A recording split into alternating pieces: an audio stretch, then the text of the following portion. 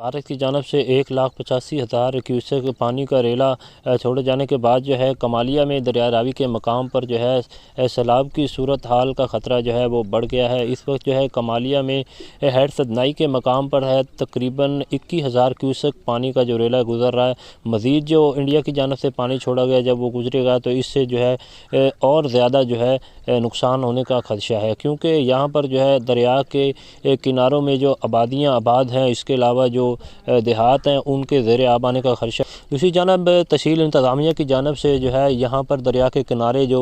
रहने वाले लोग हैं उनको जो है फ्लड वार्निंग जारी कर दी गई है कि वो यहाँ पर जो है अपनी नकल मकानी शुरू करके जो है महफूज मकामात की तरफ जो है मुंतकिल हो जाएँ। इसके अलावा जो है रेस्क्यू 1122 और इसके अलावा जो सिविल डिफेंस के एहलकार भी यहाँ पर मौजूद हैं ताकि किसी भी नागहानी सूरत हाल से निपटने के लिए जो है वो यहाँ पर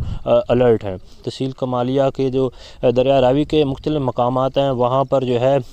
फ्लड रिलीफ कैंप भी लगाए गए हैं ताकि जो सैलाब जैसी सूरत हाल अगर यहाँ पर पेश आती है तो तमाम तर जो है सूरत हाल से बआसानी से निपटा जा सके।